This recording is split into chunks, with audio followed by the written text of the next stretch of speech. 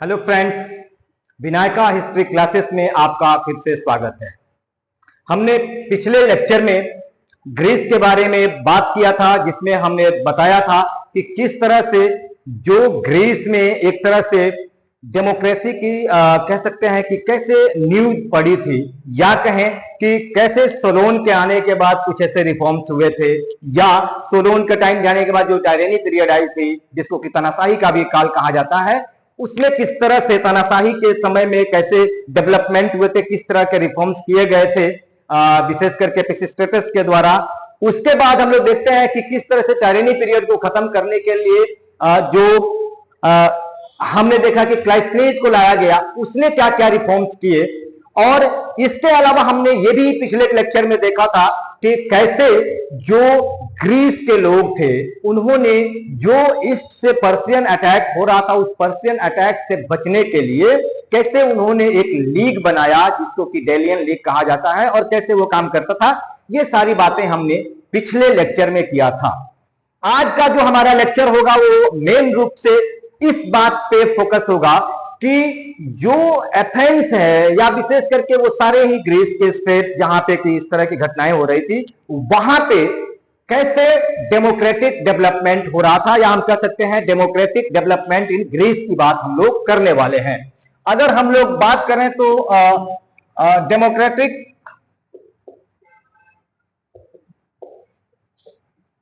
Development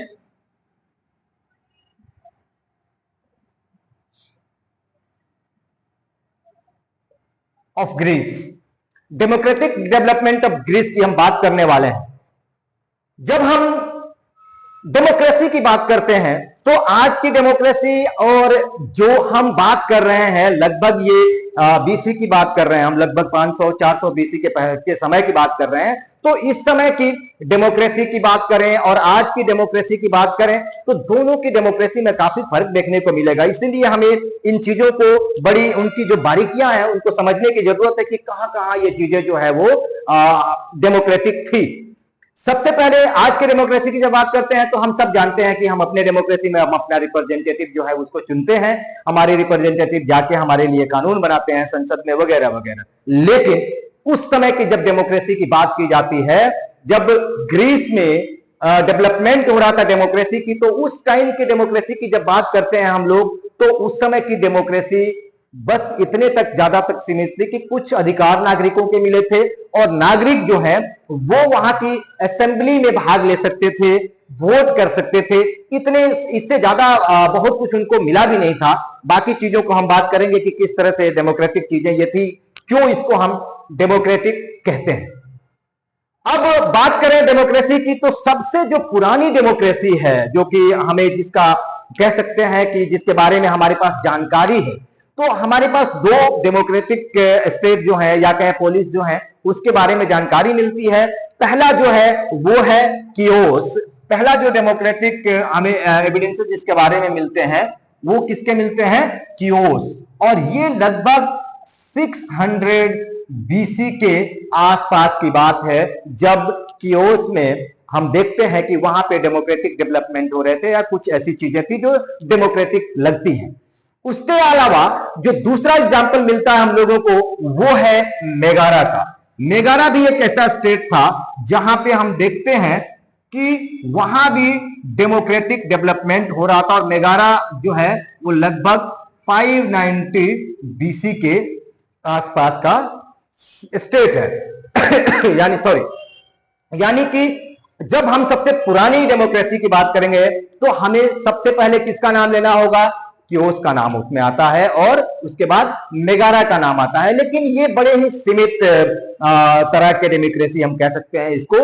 जो democratic चीजें develop हुई वो उस डेमोक्रेसी की जिसको बात करते हैं, वो डेमोक्रेटिक चीजें हमें, या डेमोक्रेटिक सिस्टम जो है वो हमें ग्रीस के पोलिस स्टेट जो थे उसमें दिखाई देती है। हम पिछले लेक्चर में पुलिस के बारे में बता चुके हैं कि पुलिस क्या था, पुलिस कैसे काम करता था।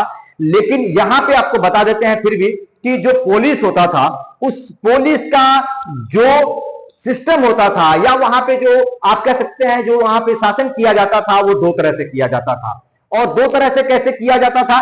एक जो शासन व्यवस्था की जो छोर थी वो कहीं ना कहीं नोबिलिटी के अंदर में थी, या कहें कि नोबेल क्लास के लोगों में थी, और दूसरी जो उसकी डेमोक्रेसी थी आप कह सकते हैं वो हमें डेमोक्रेटिक इंस्टीट्यूशन में दिखाई देती है। तो यानी कि हम जब पोलिस स्टेट की बात करते हैं, और इस पोलिस स्टेट की कह सकते हैं कि जब हम प्रशासन की बात करते हैं, उनके शासन व्यवस्था की बात करते हैं, तो एक छोर पे कौन थे?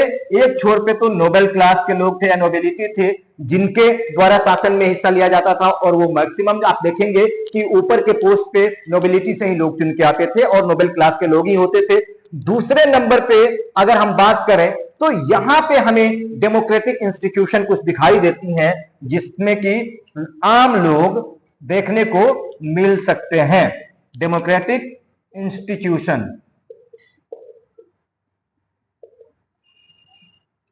तो दो तरह से आप देखेंगे कि यहां पे हमें ये जो पोलिस स्टेट थे वहां पे शासन व्यवस्था देखने को मिलती है, एक नोबिलिटी के द्वारा, और दूसरा जो है वो डेमोक्रेटिक इंस्टीट्यूशन थे, जहां पे कि लोगों के द्वारा रिप्रेजेंटेटिव चुन के भेजे जाते थे, और फिर वो अपने जो उनके जो जनता थी जिसके द्वारा वो चुन के भेजे जाते थे उनके लिए वो काम करते थे। तो कुल मिला के पुलिस का जो आप देखेंगे स्ट्रक्चर था, उसका जो प्रशासन का स्ट्रक्चर था वो इन्हीं दोनों दो इंस्टीट्यूशन के इर्द गिर्द घूमते रहता था।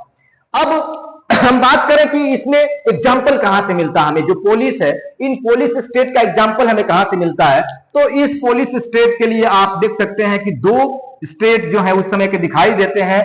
एक जो है उसका नाम है एथेंस, और दूसरा जो स्टेट है इस तरह का उसका नाम है हमें स्पार्टा। ये दो स्टेट जो है एथेंस और स्पार्टा, इनके बारे में हमें काफी कुछ जानकारी जो है वो मिल जाती है। बाकी भी बहुत और दूसरे भी स्टेट थे, लेकिन चूंकि उनके बारे में हमारे पास ज्यादा जानकारी है नहीं कि वहां पे क्या डेमोक्रेटिक चीजें हो रही थी या किस तरह की डेमोक्रेटिक चेंज हो रही थी, तो इसीलिए हम उनकी ज्यादा बात नहीं कर पाएंगे। लेकिन एथेंस और स्पार्टा ये दो स्टेट ऐसे थे जिनके बारे में हमारे पास काफी कुछ जानकारी जो है वो मिल जाती है, जो ये बताती हैं कि इन दोनों ही स्टेट में डेमोक्रेटिक डेवलपमेंट जो है वो हो रहा था। स्पार्टा में थोड़ा बहुत अलग जैसा सिस्टम भी था, लेकिन एथेंस जो है ये पूरी तरह से आप देखेंगे कि यहाँ पे जो चीजें चल रही थी, यहाँ पे जो भी चेंजेस हो रहे थे वो काफी कुछ डेमोक्रेटिक हमें देखने को मिलता है। अब बात करें कि ये जो डेमोक्रेसी थी, या इसको हम कह सकते हैं कि जो ये डेमोक्रेसी की हम बात कर रहे थे, जहां पे कि किस तरह की डेमोक्रेसी है, कैसे यहाँ पे लोगों को डेमोक्रेसी की विशेषता क्या क्या है, तो अब हम इसमें जो डेमोक्रेटिक चीजें थी या जो उसके फीचर्स थे पुलिस की, उसकी बात करेंगे। और जब हम पुलिस की विशेषताओं की बात करते हैं तब हमें कुछ ऐसी चीजें दिखाई देती हैं जिसकी बात हम यहाँ पे करने वाले हैं। पहले मैं इसको थोड़ा सा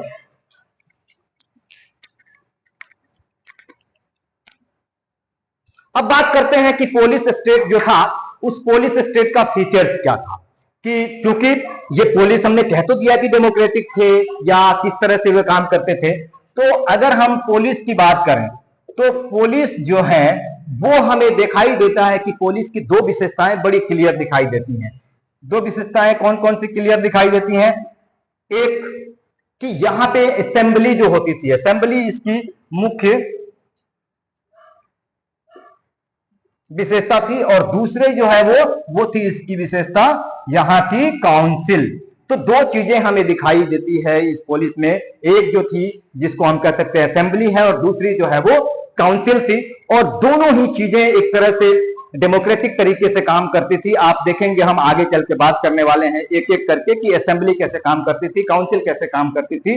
तो जब हम असेंबली की बात करते हैं, जब हम असेंबली के बारे में बताने की कोशिश करते हैं, तो हमें पता होना चाहिए कि असेंबली एक तरह से ऐसी जो इंस्टीट्यूशन थी जहां पे एथेंस के सारे नागरिक, या जिस किसी भी स्टेट में ये होती थी, तो वहां के सारे नागरिकों को उसमें भाग लेने की अनुमति थी।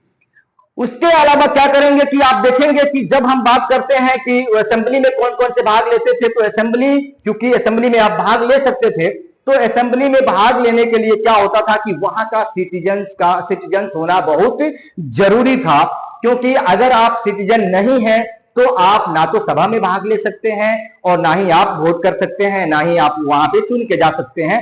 तो इस तरह से हम लोग देखते हैं कि जब बात किया जाता है कि वो जो कोई भी स्टेट था, या एथेंस की बात करें तो एथेंस स्टेट जो था, तो वहां पे नागरिक कैसे थे, किनको ना कितने तरह के नागरिक होते थे। तो हमें आपको यहां बताने में एक चीज बहुत जरूरी लगता है कि बताना चाहिए, वो ये था कि सारे नागरिक जो है, सारे वहां पे रहने वाले लोग जो है एथेंस में, एथेंस के नागरिक नहीं होते थे। एथेंस में 3 तरह के लोग देखे जा सकते हैं, और वो 3 तरह के लोग क्या हैं कि आप देखेंगे कि पहला सिटीजन्स होते थे, दूसरे स्लेव्स होते थे, और तीसरा जो एक कैटेगरी है वो है नॉन, या कह सकते हैं फ्री नॉन सिटीजन्स का। तो यहां पे 3 तरह के लोग जो है एथेंस में दिखाई देते हैं। जब सिटीजन्स की बात करते हैं हम लोग, तो सिटीजन्स में पहले ही बताया मैंने कि सारे लोग शामिल नहीं होते थे, केवल वही लोग शामिल होते थे जो वहां के निवासी होते थे। दूसरा, एथेंस के नागरिक होने के लिए एडल्ट मेल होना जरूरी है, यानी कि एडल्ट मेल की जब मैं बात करूं, इसका मतलब क्या है कि फीमेल जो है इसमें बिल्कुल भी शामिल नहीं थी, यानी कि फीमेल्स को जब शुरुआती बात कर रहे हैं जब तक हम, उस समय महिलाओं को नागरिकता नहीं मिलती थी। उसके अलावा आप बात देखेंगे कि बहुत सारे ऐसे भी लोग वहां पे थे जो कि वहां रहते तो थे और फ्री भी है, क्योंकि मैंने 3 तरह के नागरिकों की बात की। एक स्लेव्स थे, स्लेव्स वो थे जिनको कोई राइट्स नहीं था, जिनको कोई भी अधिकार नहीं था, और उनसे केवल काम लिया जाता था, चाहे वो घरेलू काम हो, चाहे वो खेतों का काम हो, या किसी भी तरह का काम हो, दासों से केवल काम करवाया जाता था, उनसे बस प्रोडक्शन में लगाया जाता था, उसके अलावा उनकी कोई अहमियत नहीं थी।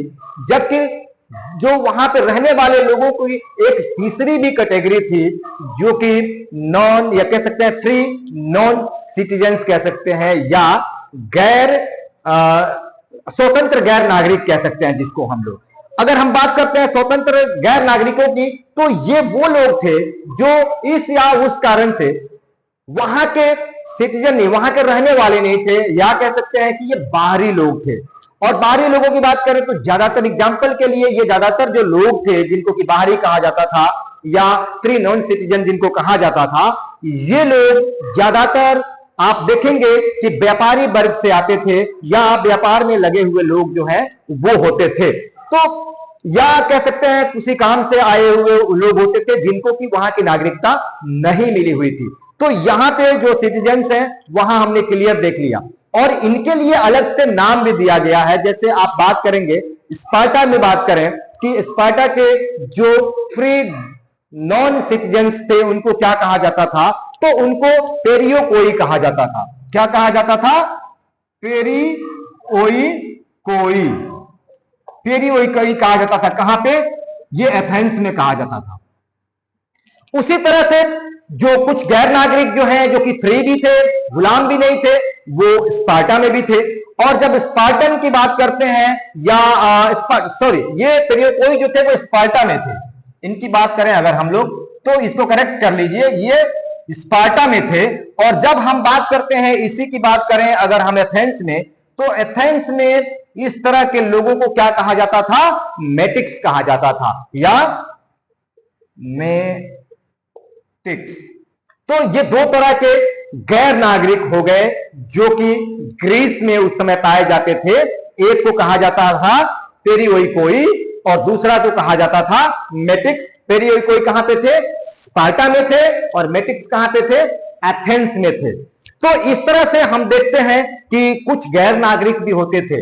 अब बात करते हैं इसके बाद, जो हमारा सवाल ये है कि फिर राइट कैसे मिलता था, राइट्स ऑफ सिटीजन्स क्या क्या था। यानी कि अब हम चौथा जो इसकी विशेषता असेंबली की देखेंगे इसमें, तो वो हमें आता है कि किस तरह से जो सिटीजन्स थे उनको राइट मिले हुए थे, या राइट टू सिटीजनशिप जो है वो क्या क्या था। तो जैसे ही हम राइट टू सिटीजनशिप की बात करते हैं, तो हमें यहां पे थोड़ा सा ये ध्यान रखने की जरूरत है कि यहां पे चीजें थोड़ी सी अलग अलग जगहों पे अलग अलग थी।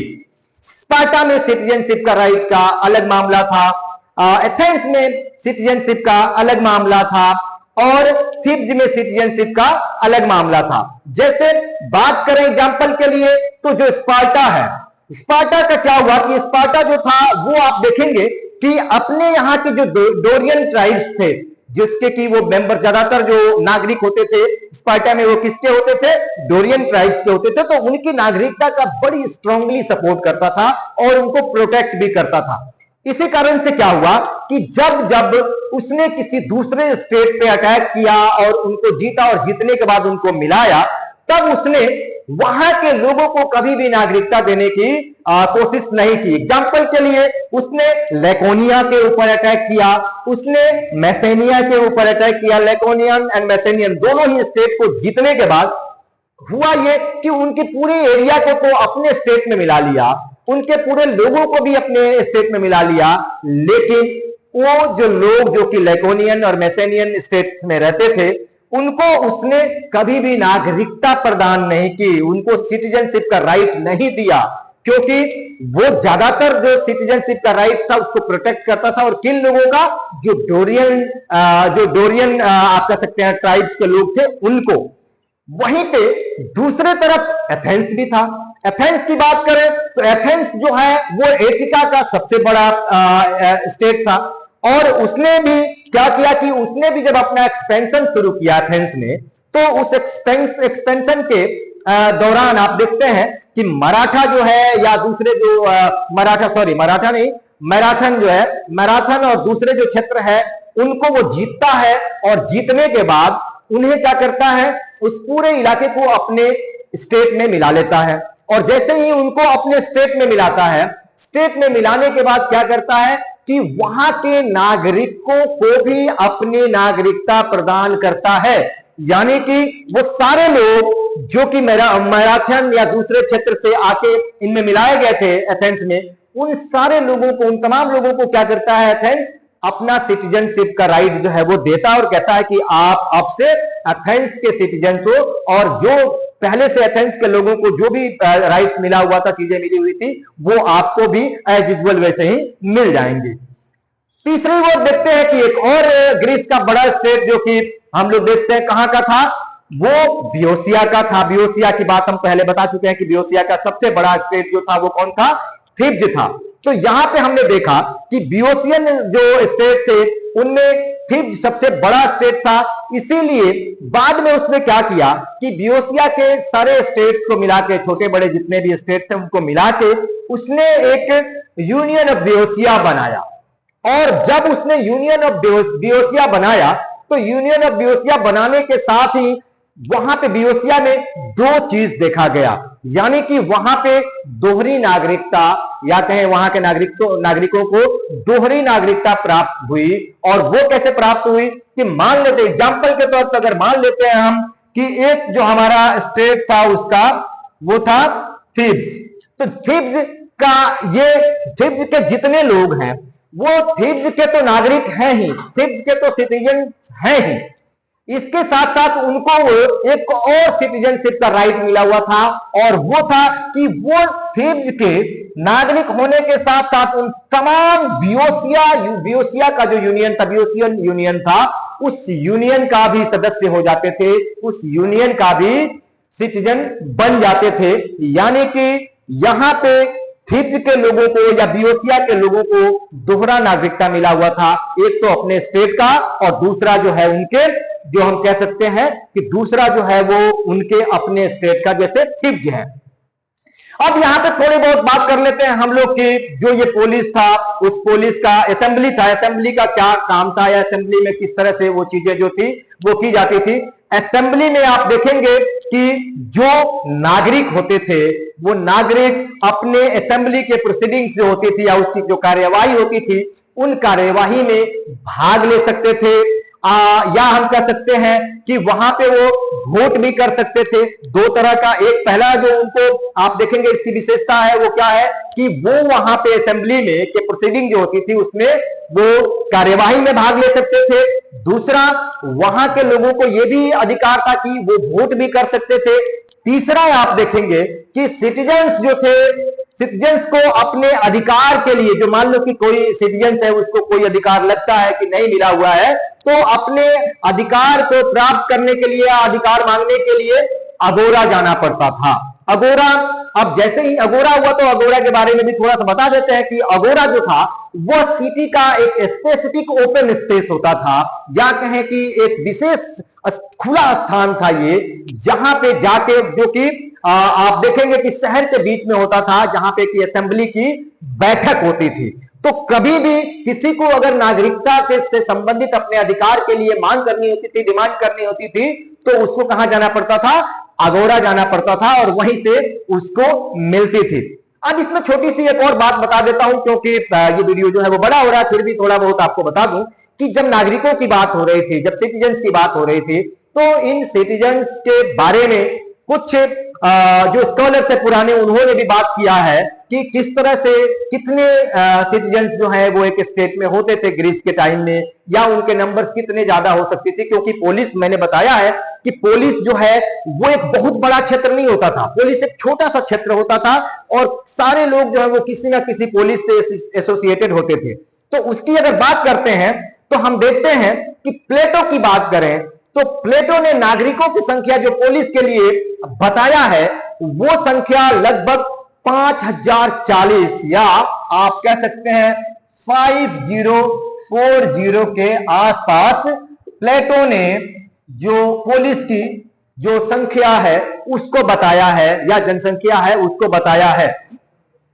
इसके अलावा हम लोग एरिस्टोटल को देखें, एरिस्टोटल ने भी अपना एक आंकड़ा दिया है, और अगर एरिस्टोटल की बात करें तो एरिस्टोटल जो है एरिस्टोटल ने लगभग एक पुलिस के लिए जो जिस जनसंख्या की बात किया है, वो जनसंख्या मिनिमम 10 और मैक्सिमम 10,000 से ज्यादा नहीं हो सकता था। 10,000 से ज्यादा पीपल नहीं हो सकते थे, इससे ज्यादा, क्योंकि वहां पे सिटीजन्स पुलिस का एक क्षेत्र क्योंकि छोटा होता था, और ज्यादा उसमें संख्या अगर बढ़ा दी जाती, उसका एरिया ज्यादा बढ़ा दिया जाता, तो शायद लोगों को इन तमाम चीजों में हिस्सा लेने में काफी प्रॉब्लम आती। अब शायद ये वीडियो जो है वो काफी बड़ा हो रहा है, इसीलिए बाकी चीजों का जो डेमोक्रेटिक चीजें हैं, जिसमें कि काउंसिल्स वगैरह हैं, ब्यूल्स है, डीम है, फाइलाई है, इनका जिक्र हम लोग अगले वीडियो के अगले पार्ट में देखेंगे। और तब तक के लिए आप सबको जय हिंद।